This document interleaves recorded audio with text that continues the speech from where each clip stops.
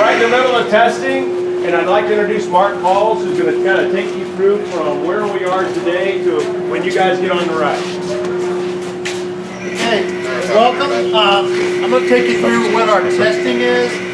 Right now we're in the phase where the ride manufacturer is starting to check out all the sensors, operate the gates, things like that. They'll be bumping the train back and forth, and they'll do this testing for about another week or so, and then they'll turn it over to the park at that point. The whole time our maintenance staff's here, our operations staff is here working with the ride manufacturer. So when they're done with their testing, then we start what we call the maintenance phase of testing. And what that involves is our guys going through and recreating the same thing the manufacturer did. We want to make sure every gate's working right, every sensor is making the signal back to controls. So we'll do that at that stage. We also do all the weight testing. We have the a plastic body insert, looks like a human body, but we can fill it with water, we can fill it with sand to simulate weight, and we'll run it with weight. And we'll run it fully loaded, we'll run it half loaded, we'll run it empty, so we'll vary the weight during that period. We call that 12 hours of maintenance testing. And during that time period, we'll stop, we'll green tag the ride, which means we'll simulate like it was a day. The maintenance guys will do the same checks they would do normally every day. So that is a 12-hour testing, but sometimes that can take us 4 or 5 days to get through that process. Once maintenance is done and then operations comes in, we pretty much recreate the same thing. Just for example, like with the harnesses, each harness is checked by both the manufacturer, the maintenance, and then operations. You know, we'll leave one harness up, attempt to dispatch, make sure the control system's reading, so we'll do every single seat, so it's very repetitive. Once we're done with the operations portion, and we've trained our operators on how to run the ride, then we do employee runtime. And then we'll bring employees in and run employees on the ride for a period of time. So we'll have a couple of days where we do that. We pay our employees to go ride rides. It's kind of pretty cool. They enjoy that part of it. And then once that's done, we're ready to open. So that's the events that'll take place over the next, say, 3 or so weeks for testing. All right. Probably talk a little bit about the train itself. You know, it's a lap restraint. The restraint itself is very kind of tight to get into, but it traps your shins and your waist. And then we have a comfort collar that will come over the top. That's so when you do that inversion roll, it's a very comfortable feeling at the top when you roll upside down, because it's a very slow roll up there. So it's a nice addition to the train. Yes, sir. When you do your testing, do you do like the front half of the train and the back half of the train, you know, load balance testing? We'll load the right side, the left side, we'll load the front, we'll load the back, and so we'll vary the weight all over. Half loads as well. You know any of the rider restrictions yet? It's 54 inches to ride, and with any restraint, there's no measurement we can give you for size, rider size. It's got to make the minimum on the ratchet. It's a ratchet system, so it's got to get to the minimum there, and then the comfort collar's got to connect. Okay, so that's what we'll find out during employee testing. We'll try and get an idea of size, but we will have a test seat out front, so anybody that wants to try it, they get on. Yeah. Yeah. We're going to do it again, guys. Use your camera straight. Oh. Now this is just a test. I mean, they're just bumping the train right now, so it's not full speed.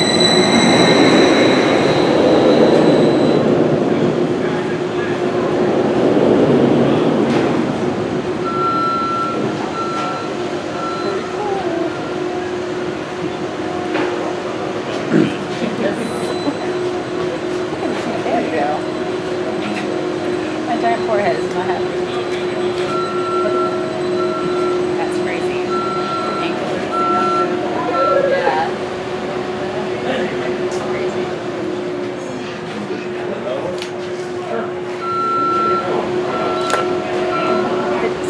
When you see this train leave here at nearly full speed, it's going to go full speed through the station.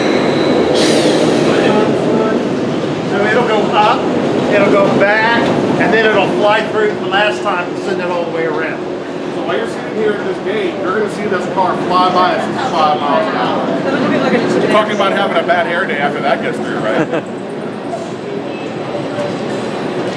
What about size-wise as far as the buckets on these? Are they pretty big? Are the buckets pretty big? You know, those are the same dimensions. The seat itself is like a Apollo, so the comfort of the seat will be the same. It's the restraint that is a little, I mean, it pinches your legs. See that pad, Right, shin pad? yeah. And then that Oh, the shin pad, and then gotcha. the lat bar. The shin pad actually pushes against your shins. That's the restraint.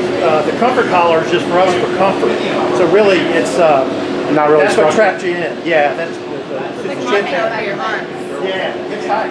I mean, and you can see too, is there's not a lot of space. It's not a very wide car, so when that thing's all the way up there, it's still tight to get across. What's the cycle time in rider throughput that you're expecting to get? It's 55 seconds through the whole ride, and what we did for rider throughput is because obviously, you know, this is not one of our larger trains, and we only have one train. What we did is typically when they build these rides, there's a loader and an unloader controls. Well, we added 2 unloaders, 2 loaders, so that we can speed that process up. So we can get, your only variable is your load unload time. So if I can put more operators on it to help guests get in and get out quicker, that's going to help us on capacity.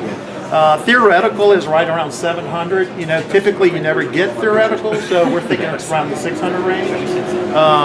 But still, that's pretty good. But I think with the extra operators, it's going to help a lot. Are you guys going to run single rider too, or just No single riders, no quick queue.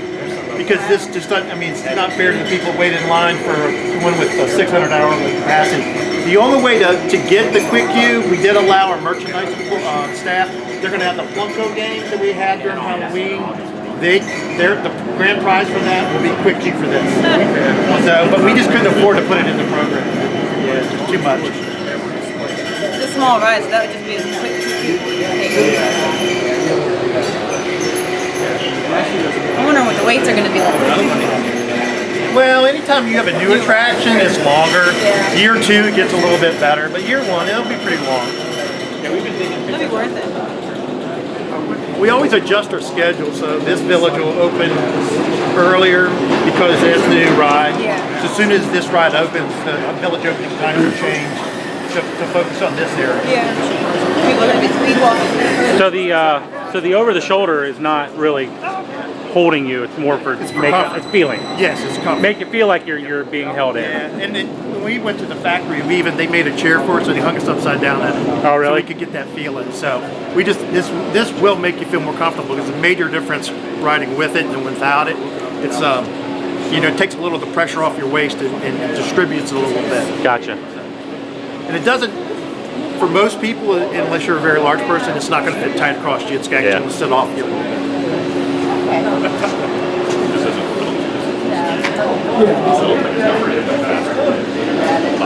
yeah, we're getting a lot of good feedback. I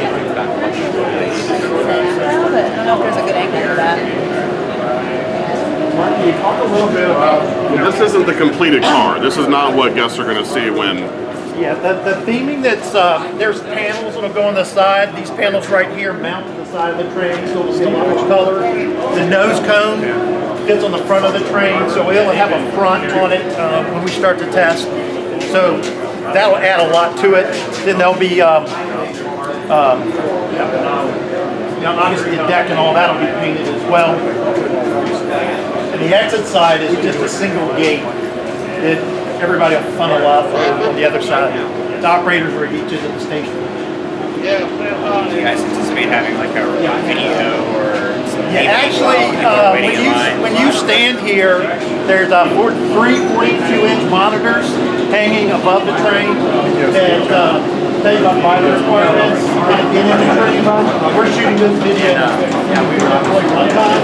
We're shooting this video as well, and so it'll tell you about how to get in and out of the train, because it is a little bit tricky to get in and out. We'll have all the rider requirements on there, and then we'll have it out front.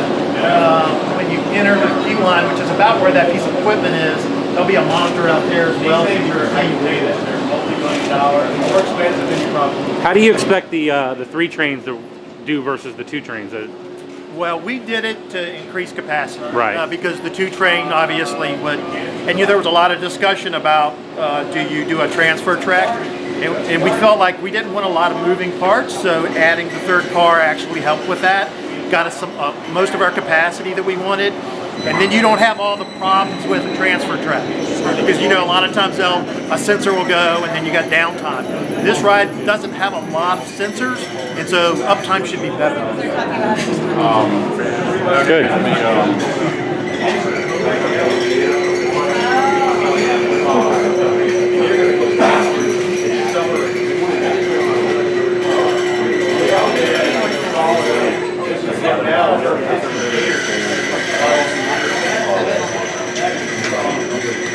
I've been here 28 years. Kind of. Probably gets a lot more on the way down. Oh yeah.